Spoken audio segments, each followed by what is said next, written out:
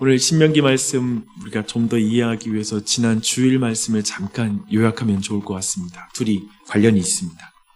하나님께 영광을 돌리는 방법은 마음과 뜻과 힘을 다해 하나님을 사랑하고 내 이웃을 내 몸과 같이 사랑하라는 하나님의 말씀에 완전히 지속적으로 그리고 늘 순종하는 것입니다. 그것을 통해서 우리는 하나님께 영광을 돌릴 수 있습니다.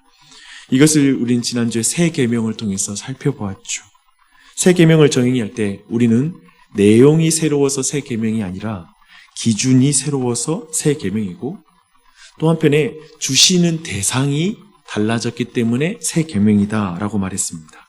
이스라엘 나라가 아니라 이제 시작될 메시아 공동체에게 주시는 하나님의 명령이기에 새 계명이라는 것이죠.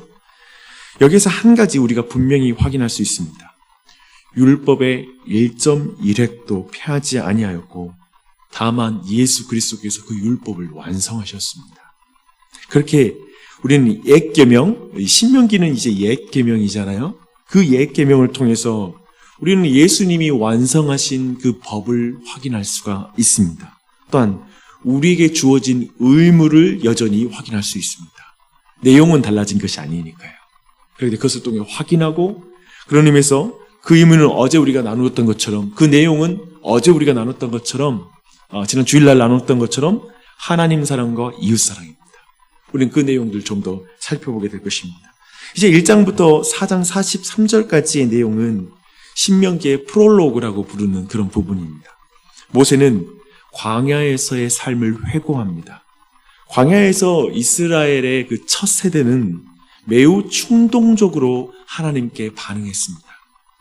조금만 불편하고 부족하면 하나님께 불평하고 원망했습니다. 가장 심각한 불평은 다시 애굽으로 돌아가게 해달라는 불평입니다. 이런 말은 쉽게 말해서 왜 나를 낳아서 이렇게 고생시킵니까? 차라리 낳지를 말지. 아니면 죽게 내버려 두지 왜 이렇습니까? 라고 말하는 그런 말과 같습니다. 심지어 이스라엘 백성은 우리를 괴롭히려고 구원했습니까? 이 표현을 씁니다. 우리를 괴롭히려고. 우리를 광야에서 죽이려고 지금 구원했습니까? 라고 하나님께 불평했습니다. 정말 심하죠. 하나님의 선하심을 믿지 못하고 꼬일도록 꼬인 마음을 가진 상태. 그게 바로 광야의 그 첫 세대들이 가졌던 마음의 상태였습니다. 이런 마음을 가진 모든 자들은 광야에서 죽었습니다. 그래서 1장부터 3장은 그런 하나님에 대한 어떤 그 악한 어떤 완악한 그 마음을 교정하는 그런 말씀을 1장부터 3장까지 말하고 있습니다. 특별히 하나님의 선하심에 대해서 이제 모세는 말하고 있는데요. 광야는 하나님의 백성이 하나님께 뭔가를 드리는 곳이 아니었다라고 말합니다. 도리어 하나님의 백성이 광야에 있는 내내 하나님께 받았다. 보호받았고 공급받았다. 하나님은 선한 분이다라는 것을 이렇게 역사적인 해석을 통해서 지금 2세대들에게 말하고 있습니다. 그렇게 모세는 2세대에게 하나님의 선하심을 분명하게 말하는 그 역사의 프롤로그를 이제 1장부터 4장까지의 내용에서 다루고 있습니다. 이제 여호수아와 갈렙과 이제 당시에 그 첫 세대가 있던 당시에 선악을 분별하지 못하는 그들의 자녀들만이 이제 약속의 땅에 들어가게 되었습니다. 이제 이 내용을 또 다른 편에서 또 이렇게 쉽게 요약할 수 있을 것 같아요. 이 모든 내용을 하나님은 바로 왕을 그리워하고 이집트를 좋아하는 사람을 가나안 땅에 들일 수가 없습니다. 오늘날도 마찬가지예요. 이 세상을 좋아하고 이 세상의 말을, 이 세상의 가치관을 좋아하는 사람을 결코 천국에 들일 수 없습니다. 하나님 나라에 들일 수가 없습니다. 당연하죠. 그것이 구원의 목적이 아니기 때문에 그렇습니다. 가나안 땅에다가 애굽을 또 세우는 게 하나님의 목적이 아닙니다. 가나안 땅에 들어가서 모두가 바로 왕이 되어서 바로 왕의 가치관으로 살아가는 걸 하나님은 참을 수가 없습니다. 그게 구원의 목적이 아니니까요. 그렇죠? 이스라엘을 애굽에서 구원한 목적이 무엇입니까? 바로가 왕인 나라가 아니라 하나님이 왕인 나라를 세우기 위해서 지금 출애굽을 시킨 것입니다. 이스라엘은 그렇기 때문에 하나님의 말씀대로 통치되는 나라가 되어야 돼요. 하나님의 말씀을 중요하게 생각하는 나라가 되어야 됩니다. 그래서 이스라엘은 하나님과 맺은 언약에 신실해야 된다. 하나님과 맺은 언약에 신실해야 된다. 이것이 바로 신명기입니다. 신명기는 이것을 말하고 있습니다. 주일 설교 내용과 연결해도 좋습니다. 이제 마음과 뜻과 힘을 다하여 하나님을 사랑하고 이웃을 사랑하라는 하나님의 말씀에 신실한 것이 가장 중요한 나라. 그게 바로 이스라엘 나라입니다. 언약의 신실하는 당부가 이제 4장부터 11장까지 쭉 다뤄지고 있습니다. 이제 5장 보니까요, 이제 그 10계명, 이 모든 언약을 요약하여 10계명을 말하고 있죠. 그리고 나서 6장 말씀은 젖과 꿀이 흐르는 땅에서 하나님의 모든 명령을 지키며 하나님을 경외해야 한다는 것을 강조합니다. 그러면 그들이 복을 받고 번성하게 될 것이라고 말씀하고 있습니다. 근데 여기서 우리가 주목할 것이 뭐냐면요, 하나님의 명령을 지키면, 그리고 하나님을 경외하면, 여기서 강조되는 건 명령 지키면 보상이 두둑할 거야, 복 받을 거야, 이렇게 명령을 지키면 너희들이 복 받을 거야 라고 말하는 것이 아닙니다. 사실상 그렇다면 구약의 율법은 기복적인 것이고 신약은 또 다르다, 이런 의미가 아닙니다. 여기에서 강조하는 건 전혀 달라요. 강조는 하나님의 법을 지키는 것이 너희에게 유익한 거야. 선하심이 강조되는 것입니다. 보상이 강조되는 게 아니라, 구약은 너희들이 열심히 순종하면 복받고 순종하면 구원받고 이런 개념을 가르치는 게 구약이 아니라는 것이죠. 구약의 강조는 하나님의 선하심입니다. 이 법을 지키는 게 너희에게 유익하다. 내 말 안에 거하는 게 곧 생명이다 라는 걸 강조하는 것입니다. 강조는 하나님의 법을 지키는 것은 그 백성에 유익하다는 것이죠. 그래서 6장 가득 채우고 있는 신명기의 핵심적인 마음을 한번 여러분 제가 다시 한번 읽어드릴 텐데요. 한번 보십시오. 곧 너와 내 아들과 내 손자로 평생에 내 하나님 여호와를 경외하며 내가 너희에게 명한 그 모든 규례와 명령을 지키게 하기 위한 것이며 또 내 나를 장구하게 하기 위한 것이라. 이스라엘아, 듣고 삼가 그것을 행하라. 그리하면 내가 복을 얻고 내 열조와 하나님 여호와께서 내게 허락하신 하심 같이 젖과 꿀이 흐르는 땅에서 너의 수요가 심히 번성하리라.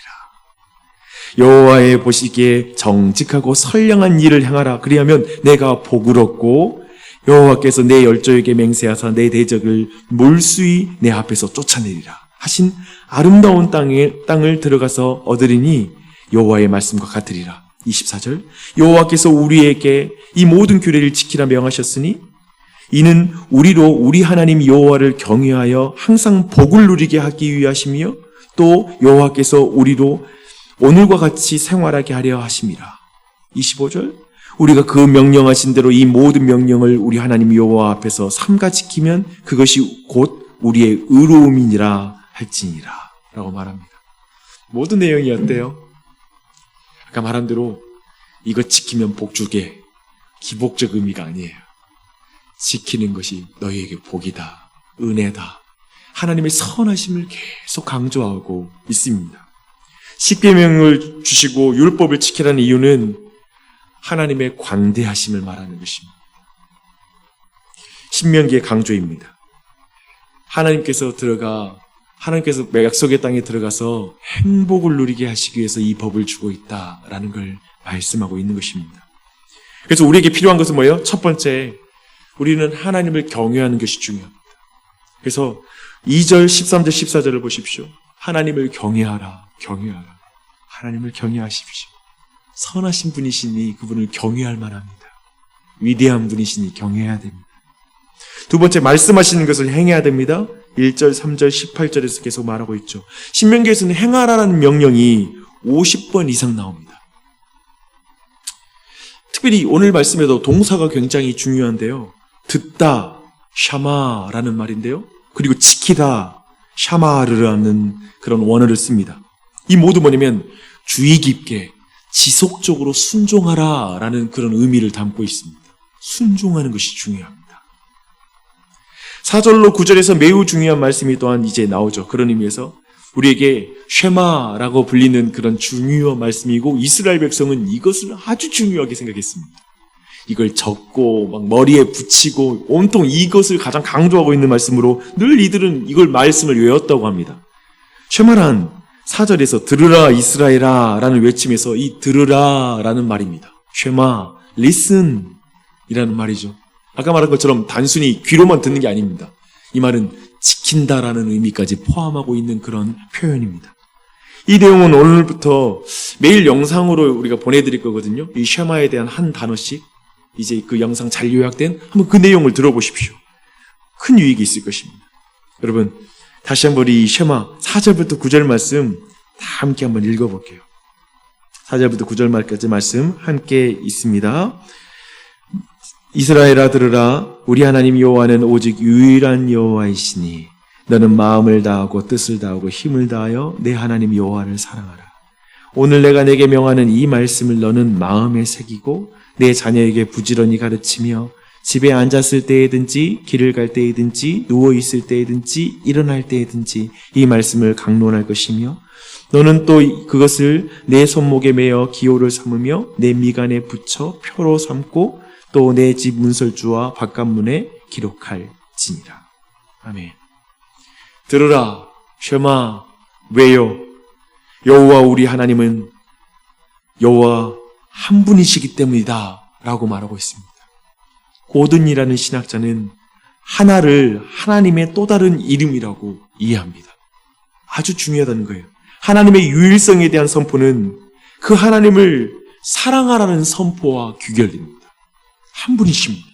창조주요 구원자이신 분은 한 분이십니다. 그렇게 그분을 우리는 사랑해야 됩니다. 그분이 언약의 신실한 분, 한 분 하나님으로 여호와라고 불리신 분이시죠.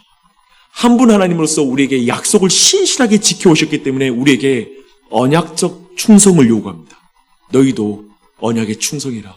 너희들이 어떠한 상태이든지 나는 내가 너희들과 맺은 언약, 아브라함과 맺은 언약을 신실하여 너희들을 여기까지 이끌었다. 그러니 너희들도 나의 언약에 신실하라고 말하고 있습니다.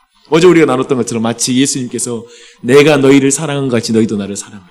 내가 너희를 완전히 지속적으로 그리고 내가 늘 너희를 사랑했으니 마음과 뜻과 힘을 다하여 너희를 사랑했으니 너희도 나를 사랑하고 내 이웃을 사랑해라.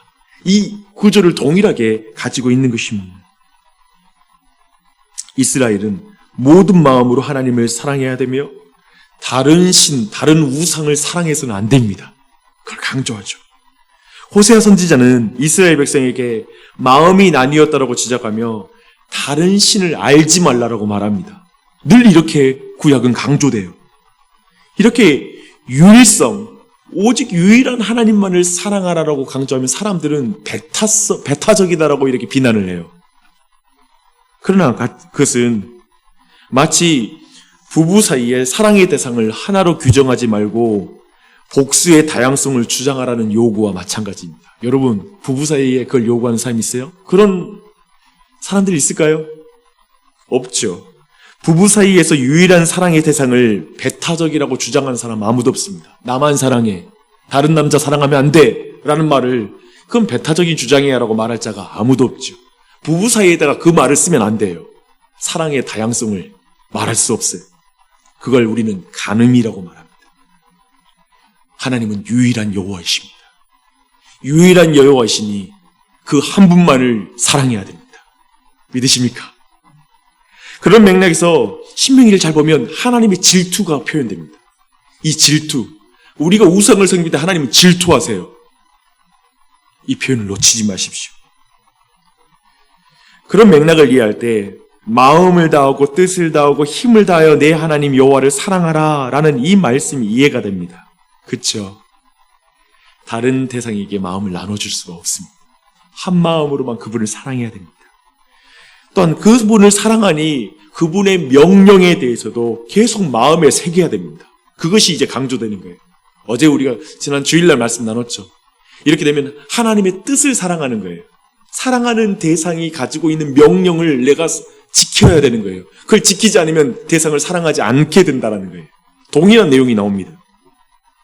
마음에 새겨야 돼요.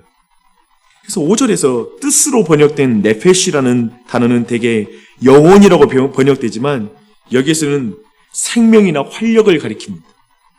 말씀을 지키는 활력 있고 생명력 있는 일입니다. 그래서 6절부터 9절부터의 이제 내용들 모두는 온전한 헌신이에요. 말씀에 대한 온전한 헌신. 이게 사랑이죠. 그래서 우리가 하나님 백성으로 그러면 어떻게 살아가야 될까? 우리가 말씀을 어떻게 대해야 됐을까? 그 내용이 6절부터 9절에서 강조가 되고 있습니다. 그래서 우리는 부지런히 자녀들에게도 가르쳐야 돼요. 그러니까 제가 봤던 이 내용, 그 아래에 있는 이 명령, 말씀에 대한 내용은 뭐 문설주에도 붙이고, 뭐 미간에도 붙이고 하는 이 모든 내용을 제가 볼 때 뭐냐면, 양보다 질이다라는 표현이 있잖아요. 근데 제가 볼 때 하나님의 말씀은 양과 질, 어떤 면에 있어서 양적인 느낌을 표현하고 있다는 거예요. 모든 환경에 자꾸 말씀을 볼 수 있는 환경을 다 만들라는 거예요. 자주 접하라는 거예요. 그런 의미에서 오늘날 약간 말씀 볼 때 우리가 양보다 질을 여기다 대는 것은 참 위험한 것 같습니다. 그러니까 뭐냐면 말씀 보더라도 제대로 봐야지 뭐 자주 보는 거, 많이 보는 게 무슨 의미가 있어. 이게 아닌 거예요. 제가 볼 때. 성경의 강조는 양의 의미도 있습니다. 계속 봐라. 부지런히 봐라. 할 수 있는 대로 모든 환경을 만들어서 말씀을 자꾸 들으라는 거예요. 설거지할 때도 듣고 정말 뭐 어떤 환경에서든지 들으려고 노력하는 거. 그 환경 가운데 끊임없이 말씀을 끊임없이 내 자신을 노출시키고 그 말씀과 끊임없이 부딪히라고 말하는 게 성경의 강조점이라는 걸 기억하십시오. 그 가운데 다음 세대에게 우리 자녀들에게 말씀이 전수된다는 거예요. 이 강조점 여러분 놓치시면 안 됩니다. 이건 교육학적으로 어쩌면 우리 안에 말씀을 하나님의 명령 가운데 이렇게 노출되어서 하나님의 백성으로 살아가는 의미가 있는 것 같습니다. 그런 의미에서 여러분이 이 말씀을 붙잡고 이 강조점을 가지면서 이 외적인 하나님의 요구가 내면화되는 것. 자꾸 하나님의 말씀을 노출됐을 때 그것이 우리의 내면화되어지는 그 역사가 지금 이 쉐마의 말씀 가운데 주어진 강조점입니다. 그래서 여러분 부지런히 말씀 앞에 노출시키십시오. 통독하죠. 그저 뭐 시편 기도하고 교회에서 요구하는 매일의 요구들이 있죠. 하십시오. 따라가십시오. 부지런히 말씀을 읽으십시오. 그때 오늘 말씀처럼 그게 하나님을 사랑하는 것이고요. 또 그렇게 말씀을 지키는 것, 주의하여 지속적으로 그 말씀에 순종하는 삶을 강조하는 이걸 통해서 우리가 하나님 나라를 이루게 됩니다. 우리에게 주어진 사명, 왕 같은 제사장으로서 이 땅에서 이 어두운 세상 가운데서 하나님의 나라의 백성으로서 신실한 삶을 살아가게 되는 것입니다. 그 은혜가 넘치길 바랍니다. 그걸 강구해야 돼요. 그래서 하나님 오늘 이 말씀처럼 하나님 우리 가정이 부지런히 말씀을 보게 해주시고 우리의 자녀들이 그 말씀에 노출되게 해주시고 그 말씀이 내면화되게 해주시옵소서. 그 기도를 드렸으면 좋겠어요. 우리 교회가 그랬으면 좋겠어요. 그래서 다른 게 특징이 아니에요. 가나안 땅에 젖과 꿀이 흐르는 어떤 풍요로움이 하나님 백성을 만드는 게 아니에요. 말하잖아요. 하나님 말씀 없으면 너희가 저주받을 것이다. 그 땅에서. 너희들이 가나안 땅에 들어가면 너희들이 짓지 않는 집에 살 것이고 정말 그 안에 들어가면 너희들이 뭐 꾸미지 않는 그 꾸며진 내용들을 너희들이 다 취하게 될 거야. 근데 하나님 말씀 없으면 너희가 저주받고 그 땅에서 쫓겨날 거야. 이게 하나님 말씀이시죠. 우리에게 뭐 있어요? 부모님들보다 더 좋은 집에 살고 있을 것입니다. 부모님들이 사지 못하였던 차를 타고 있을 것입니다. 앞으로 여러분 더 많은 것들을 자녀에게 주게 될 것입니다. 내가 경험한 것보다. 그게 우리 인생의 목적이죠. 그런데 하나님의 말씀이 없으면 그것은 저주입니다. 하나님이 그 중심에 없으면 하나님이 거하시는 집이 안 되면 그것은 우리의 목적이 사라지는 것입니다. 그러니 그 하나님이 왕이신 그 하나님의 가정, 하나님이 통치하는 그 가정을 놓치지 마십시오. 말씀을 사랑하십시오. 말씀을 부지런히 보십시오. 들으십시오. 지키십시오. 그게 복인 줄 믿습니다. 기도하겠습니다.